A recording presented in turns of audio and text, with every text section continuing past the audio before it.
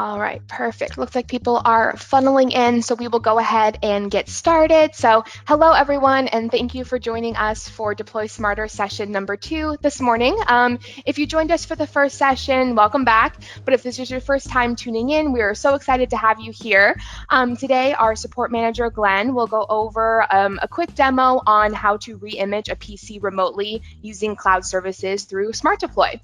After that demo, we will have an opportunity for Q&A. So if at any time during the demo you just want to throw a question into the question box within GoToWebinar, we will get to those towards the end. And then if you do have to jump at any point, no worries at all. We will have a recording of this event available after the fact that we will send to you tomorrow. So no worries if you have to jump. We will make sure to get that your way so you can review the Q&A, share this with your team, anything like that. It's also always available on demand through our SmartDeploy website as well. So with all of that, I will go ahead and pass it off to Glenn to go ahead and get started with the demo.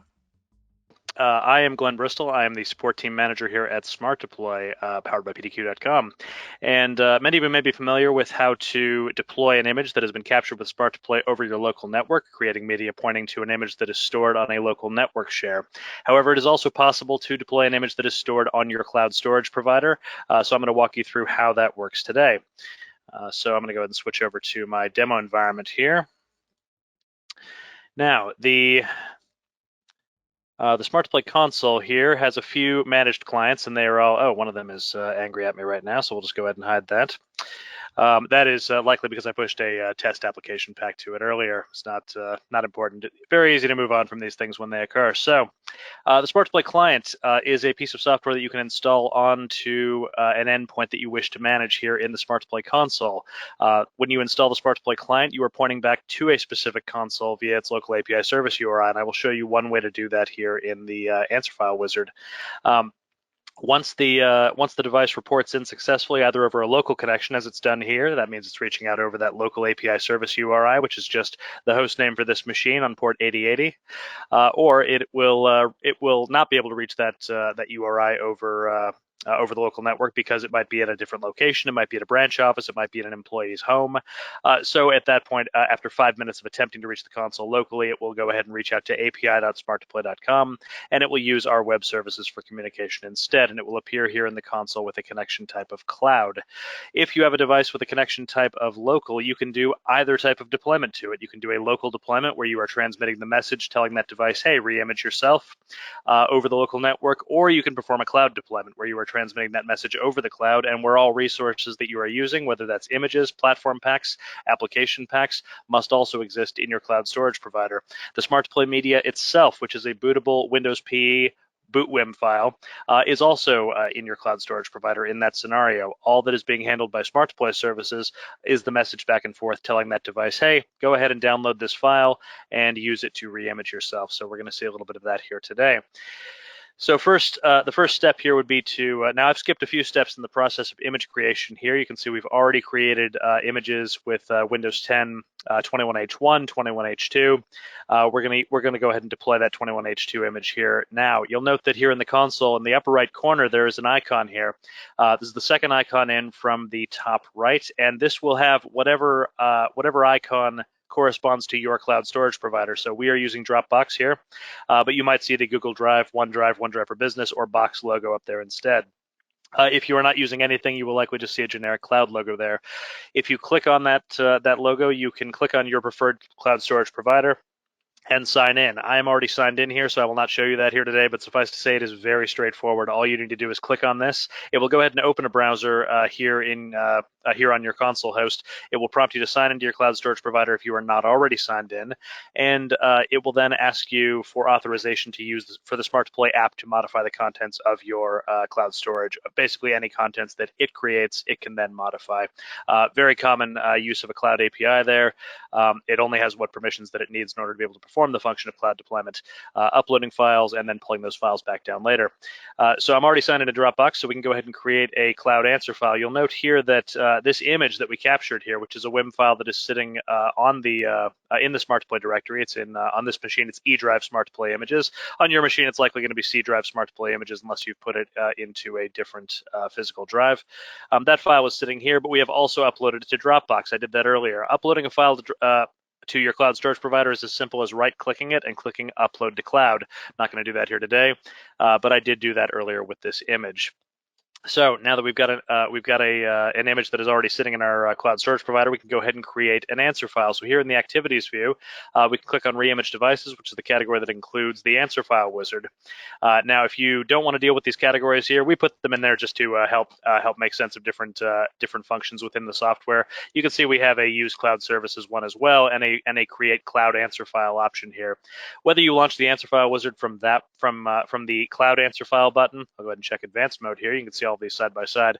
Whether you click on create cloud answer file or create answer file, you are in fact launching exactly the same wizard. It's just going to have a different option pre-selected for you. So hopefully that makes lots of sense when you're using it. I'm going to go ahead and click on create answer file.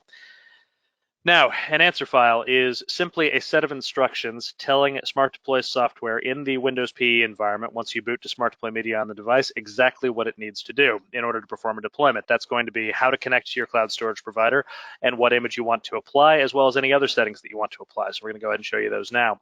One important thing to note here, I'm not going to show you all of the advanced options here today, but if you go into advanced, you'll note that all answer files by default are unattended.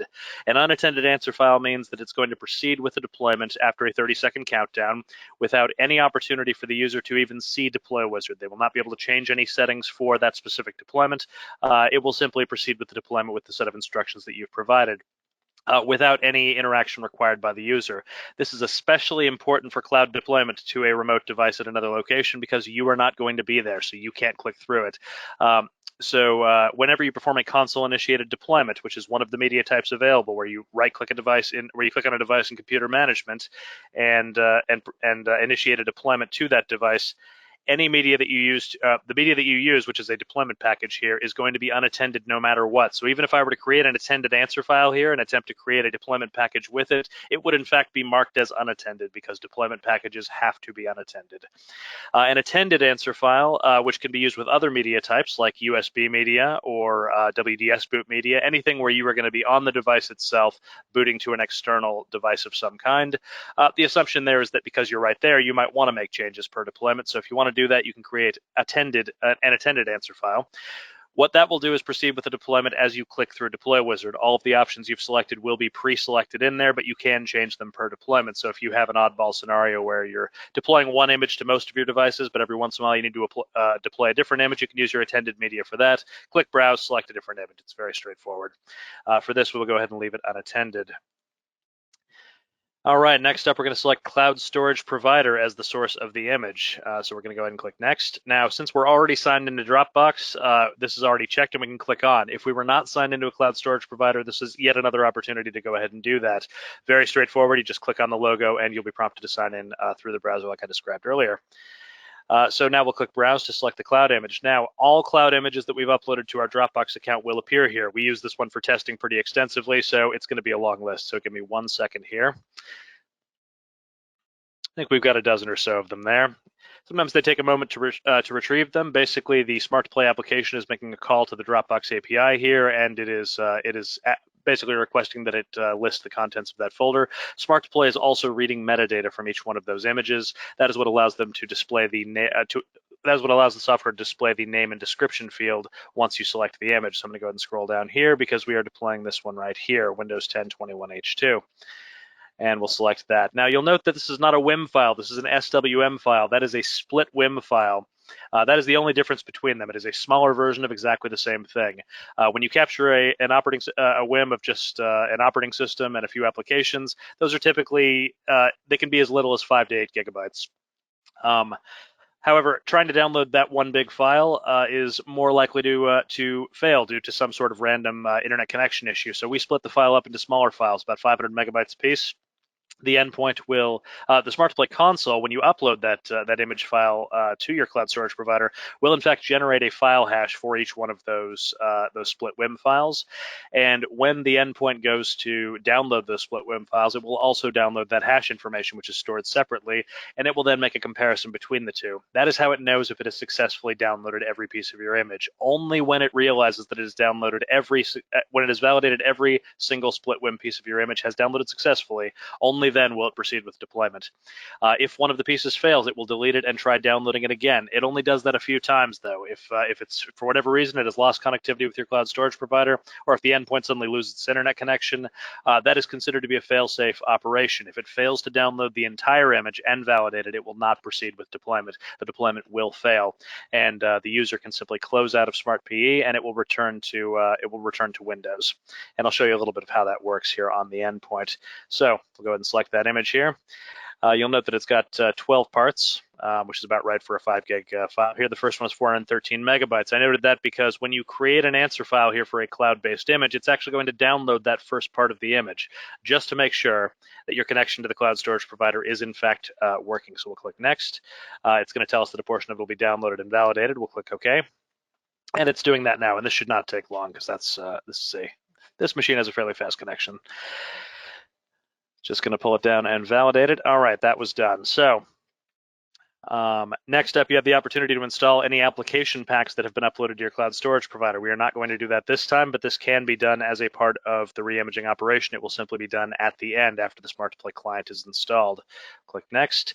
Here's where you can set a naming convention for how your PCs will be named. Now, this is just creating a set of rules for how they will be named. It is not to set a single specific computer name. That is something that can be done with attended media. It is not something that can be done with unattended media. For unattended media, you have to make a rule, and that rule will be followed on the endpoint. So these options are applied in priority order. So it will first try. Now you can move these into whatever order you want. So you can move this down. If you know for sure you want to use a custom name, you can move that to the top of the list. Use existing computer name is what it sounds like. It will try to retrieve the existing computer name from that endpoint from prior to deployment with the WMI query. If it's able to retrieve that information, it will go ahead and use it. If you want to use a WMI query, you can go ahead and do that, and the contents of that are right here. The asset tag field is a user-definable field that exists on many machines. It can be defined in the system firmware, so if you want to set a specific computer name for an endpoint that will never change, you can go ahead and set that in the system firmware and then retrieve that automatically using this WMI query. If you want to add your own prefix to it, you can do that as well. The resulting computer name has to be 15 characters or less. That's really the only constraint. It can't use any invalid characters. There are very few restrictions on it beyond that. It's just whatever Windows will accept. And then, of course, if that fails, because if there's a null value for that WMI query, then it will move on to the next option, which is generate a custom name. And the custom naming scheme will never fail. It's just going to be the letter A followed by 8 random digits. And of course, you can change the number of digits and the prefix if you wish there. So we'll go ahead and click Next. All right, user data migration, we're not going to do here today, but this uses the Microsoft USMT. That's the user state migration toolkit. It is essentially running a scan state operation to pull the current user state of any machines of any users that are on that machine and attempt to restore those back to the same machine after deployment. If you were doing this via the cloud, then all of those cloud files or all of those user files and settings will be backed up to your cloud storage account. So you want to make sure you have adequate space if you plan to use this option. We will not use it here today. Here's where you can enter a Windows product key. This will be passed through to Windows, applied automatically during sysprep specialize, and Windows will attempt to activate it. This field is optional, and it will only appear if you have not already entered your Windows product key when you captured the image. If you've done that, then it's already in the image metadata, and there's no need to enter this here. Click Next. Here's where you have the option to join a domain. Now, important thing to keep in mind when you are performing a cloud-based deployment to a remote endpoint, that endpoint is going to try and perform this domain join operation during Windows sysprep. That's before you even reach the Windows logon screen, which means that you will not have time to fire up a VPN connection from that device. So if that device is not on your corporate network, or if it is not connected to a network which is otherwise connected to your corporate network, it might be on a hardware-based VPN connection. It might be at another branch office which has some connectivity with your domain controller. Basically, it needs to be able to contact your domain controller before it reaches the Windows logon screen. And if you don't know for sure that that's going to be possible, you need to leave this on a work group and perform the domain join operation after the fact. You can give the user instructions to connect to your VPN or whatever remote solution you're using, and then you can simply perform the domain join this way. from the SmartDeploy console. So you would simply select the device in computer management and click join domain, and you can join it from there instead. And that would happen in whatever state that machine is in, including if it's connected to a VPN later on. So we're going to leave this on workgroup. Of course, the third option is to prompt for Azure AD domain join. The way that that works is the user will be prompted to enter their Azure AD credentials after Windows setup is complete. Once they do that, assuming there's a valid set of credentials and that user has the rights to join a machine to the domain, has been provisioned in your Azure AD domain in advance, then that machine will go ahead and join itself to the domain and apply any policies that you've applied to those machines. If you are not on an Azure AD domain, if you're on an on-prem domain and that domain controller is not going to be reachable from that endpoint, then you'll want to leave it on workgroup. So we'll go ahead and do that. Click next. Here is standard settings. You can set your time zone and your display language as well. We'll leave those as is. Click next. Here's where you can install the SmartDeploy client. We do want to do this because for remote deployment, you'll have no way of knowing when the deployment completed if you don't install the SmartDeploy client. The computer management view will be waiting for the client to report back in after the deployment is complete. That is the only way that it knows that the deployment has succeeded or not, and that's the only way that you can perform other operations like installing application packs after the fact, joining the domain, rebooting the machine, any remote operations you might wish to perform. Now, a note about this cloud-only connection checkbox here. I mentioned earlier that the behavior of the SmartDeploy client is to try to reach out over this local API service URI, which will allow it to connect to the console with a local connection type if that machine is on your corporate network. If you know for sure that this machine will never be on your corporate network and you don't want it to bother with trying that, which it will try for about 5 minutes before failing over to reaching out to our web services instead and appearing with a cloud connection type. If you want to skip that period entirely and just have it appear as a cloud connection every time, you can check this box here. The client has the capability of connecting with a local or cloud connection no matter what. All you're doing here is denying it that initial attempt to connect locally if you check this box. So we'll go ahead and leave that unchecked here. Click next. Here's where you can enter a description for the answer file. Now, this is not going to be particularly relevant to what we're doing here because we're creating a deployment package with just one answer file. But it is possible for some media types to use multiple answer files and then allow the user to select one from a dropdown when they boot to that media. So if you wanted to include a description of this answer file, you can do that there. Click next. Here's a summary where it's going to tell you about everything that you've done here, and we'll go ahead and save this and click finish. Now you'll note here I actually already created this one yesterday, so I'm not actually going to overwrite this one, so I'll go ahead and cancel out of this for now, but that gets saved to your local machine. If we go here into the answer files view, click open file location, you can see here that is in your SmartDeploy directory. Now this is just a local copy of the answer file. It is not going to be used by any media until you actually create media that includes this answer file. When you run through Media Wizard and select an answer file, a copy of that answer file is placed inside the media itself. In this case, it's going to be a bootable WIM file. That can also be a USB stick. It can also be a WDS boot WIM. In either case, a copy of the answer file is put inside the media itself. What that means is if you make any changes to the answer file, you have to also recreate your media. So next up, we'll go ahead and create media here. Same caveat as last time here. You can click on Use Cloud Services and click Create Cloud Media, or you can just click on Create Media. It's exactly the same wizard either way. It's just going to have a different option pre-selected here. So we'll go ahead and click Create Cloud Media here first. All right, it's going to launch Media Wizard here, so we'll click Next. Now, we're creating a deployment package. Now, the deployment package is the type that I just described, which is used for console-initiated deployments here. Click Next.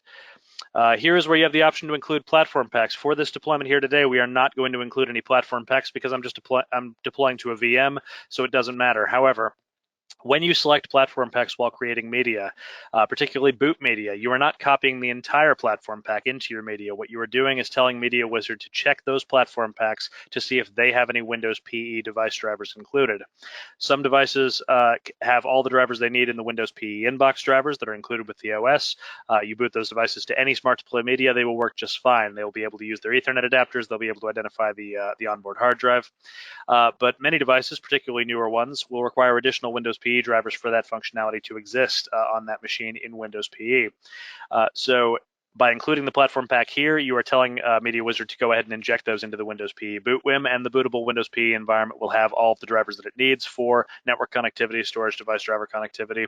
If you're planning on doing any wireless deployments here, you have to include the SmartDeploy wireless platform pack, and you'll want to look that up. You can download that directly through the Platform Packs library. I won't show you that here today, but something to keep in mind if you were doing wireless deployment. Wireless deployment in the field can be a bit dodgy because you never know what state an employee's wireless network is going to be in. It's not necessarily going to be as reliable as your corporate network may be. So the SmartDeploy client does attempt to deal with this. If you initiate a remote deployment to a device with a wireless connection, the SmartDeploy client will automatically pass that wireless network information through to Windows PE. That wireless network will be available to the Windows PE environment, but only if that Windows PE environment has the capability to use the wireless adapter on that machine, which means it needs to have a driver for it. So you'll want to include the platform pack for that device, and you will also want to include the SmartDeploy wireless platform pack. It is generally more reliable to perform deployments to the field with an Ethernet cable, and if you want to minimize troubleshooting, that is what I would recommend you give to your employees, particularly if you're deploying a brand new employee's machine in the field. It may or may not be in a technical position. If you don't want them to have to troubleshoot remotely for you, it is best to just leave their wireless network out of it entirely, but this is an option that we do offer. All right, click Next. Now it's going to warn me because I didn't include any platform packs here. We'll click Yes to continue. Here's where you'll select an answer file, and I'll go ahead and click on just the one. And you'll note here that only one answer file can be used for a deployment package anyway, so we'll go ahead and leave that. Click Next. All right, it loaded the answer file, confirmed that it was valid. Here is an option where you can enter a SmartP password. If you want your SmartDeploy media to require a password before you can proceed with deployment, you can enter that here. It doesn't really make sense for this scenario, so we'll go ahead and leave that blank. Here's where you select the architecture, 32 or 64 bits. 64 bit is going to make the most sense for most machines these days. Click Next, and we'll go ahead and give it a name. And you can see here I did this one yesterday. So I'm actually going to click Cancel here before we proceed. Actually, yeah. Now, so you click Next, and you'll note that there's a checkbox here for upload to cloud. So after the deployment package is created, which it will be created here in the SmartDeploy directory in the deployment packages folder. You can see here is the one that I created yesterday. It is just a bootable WIM file. It's about 750 megabytes, and that will be uploaded to the cloud automatically if you leave this box checked. It has to be uploaded to the cloud in order to be able to perform cloud deployments with this deployment package. So we will go ahead and cancel out of this because we're not actually going to do it. But that is it. It would just be next and finished from there. So let's go ahead and see what that looks like when we try to deploy one to one of our VMs here. So I've got a test VM right here, which I will go ahead and test this on. Now we'll select that machine here in the SmartDeploy console, and we'll click on Deploy Image. Click Next. We're going to select Cloud Network because that's what we're using for communication, and we are also going to use a cloud storage provider for the file transfer itself. You'll note here we could send the message over the local network and still select Cloud, but we're not going to do that. Click Next. All right, so you can see here that our uploaded deployment package is already in the drop-down here because we already uploaded it earlier. We have a few checkboxes here. I can allow the user to defer the deployment, which I'm actually going to do because I want to show you something before we click Proceed. But if you do not want the user to have to click Continue, then you should leave this box unchecked. You can schedule the deployment for later if you wish. We'll go ahead and leave that unchecked. And you'll note here, because I didn't include any platform packs when I created this media, it is giving me a warning that this particular device might need additional drivers and that this might not be a good idea. We're going to ignore that because we're deploying to a VM and it doesn't matter, but that's something you'll want to keep an eye out for when you are deploying. If you do see that warning, you'll want to go back and recreate your media, make sure to include a platform pack for that device, and try re-uploading it. If you have any questions on that, you can definitely reach out to support and we can assist with that. Click Finish and confirm. We want to make extra sure that you know which machine you're deploying to. And there it is. It's going to start deploying to this machine. Now, to speed things up a little bit, I'm going to go ahead and go into services here. And I'm going to restart the SmartDeploy client service. This is one of the perils of trying to demo something in real time that takes a few minutes in real life, so we're just going to try and speed it up here. Bouncing the SmartDeploy client service will force it to check in for new messages, so it should appear here in a moment. The user will not have to actually do this. It's just intended to speed things up for us here. The SmartDeploy client service should check in within about a minute, maybe 2 minutes, and see the message immediately. So while we're waiting for this, I'll show you where the file gets downloaded to. So everything that the SmartDeploy client does, whether you are pushing out a platform pack, a driver pack, or an image, exists in C Windows Temp. and in the SD folder, which doesn't exist yet because we haven't told it to proceed. And there is our deployment message. So we're going to click Continue Now. And there is that folder, SD. So here in the sources folder, you can see a couple of things. In a moment here, a boot WIM is going to appear. Now keep an eye out for that, because as soon as it appears, the machine is going to reboot itself. It's going to download that bootable WIM file here. It's also going to create a file called bcd.last. Now, the reason for that is because what is happening here is it will download the deployment package boot WIM. The SmartDeploy client will then rewrite BCD entries on this machine, telling it, hey, on your next boot operation, boot to this file instead of to the hard drive. And then it will back up a copy of the previous BCD entries, the ones that said boot to the hard drive on this machine, and it will save them here to bcd.last. That is intended to be a fail-safe measure. If you exit out of SmartPE without performing a deployment, those BCD entries will be rolled back to what is in bcd.last here, which you will see for just a split second here before it reboots. Because that's the very next thing that it does. After rewriting the BCD entries, it will go ahead and reboot the machine into SmartPE. So we're about to see that here. Okay, it has finished downloading the file. I see the complete size there. It's now rewriting the BCD entries, and it should be on its merry way. Now, if anything goes wrong at this stage, it will all be logged in the SmartDeploy client service log, which exists in the program files folder for the client, and that's likely what support will ask you for if you run into any issues here. But in this case, it has worked out just fine. It downloaded the bootable WIM, it rewrote the BCD entries, and it rebooted the machine. So here we go.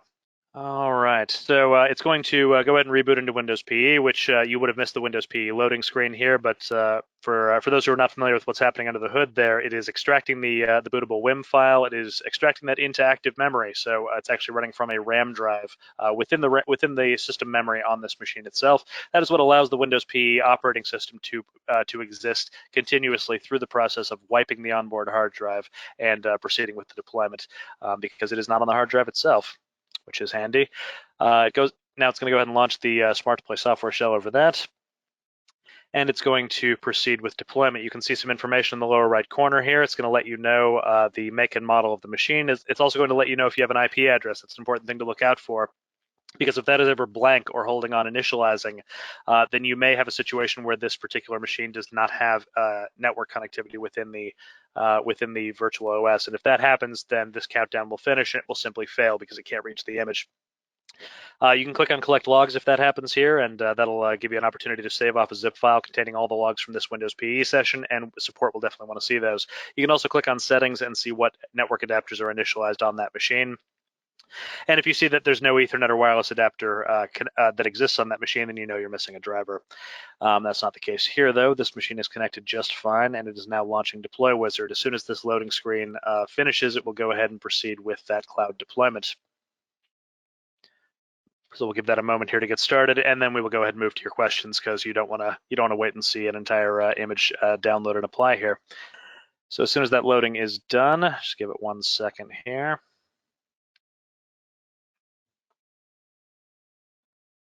And as you can see, this one over here is also rebooted and is performing a deployment as well. These deployments essentially have no awareness of each other. They are both downloading the file independently of each other from the cloud storage provider, and generally that traffic management is handled by the cloud storage provider API. Multiple simultaneous downloads of the same file are not a problem at all. And the cloud storage provider API will be able to handle that just fine. The only limitation is the bandwidth within your environment itself. If you've got a bunch of machines downloading the same file, then it may end up being slower than if you only had one going at a time. So as you can see here, it has found the image on Dropbox, and it is proceeding with the download and validation. So we're going to leave it there because you don't want to see that, but you can see there it validated the first part of the split WIM file. It's now checking all of the platform packs that exist on our Dropbox provider or on our cloud storage provider to look for a matching one for this machine. When it fails to find one, it will go ahead and proceed with the deployment. All right. So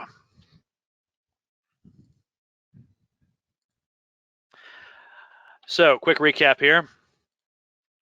There are many different ways to install the SmartDeploy client, and they all end up in the same place, in computer management on that machine. The SmartDeploy client can be installed manually. You just generate an MSI file from within the SmartDeploy console. It points back to that specific SmartDeploy console. It will only appear on that specific SmartDeploy console. We do that by design. If you have a secondary SmartDeploy console, you can point it back to the API service on that first console if you want to mirror that view on a different machine. But generally, the client is reaching out to a single specific console, and that is the one that is able to send commands to it. Whether locally or via the cloud. Remember your answer file options. So you can create unattended or attended answer files. Those simply dictate whether a user has to click through them or not.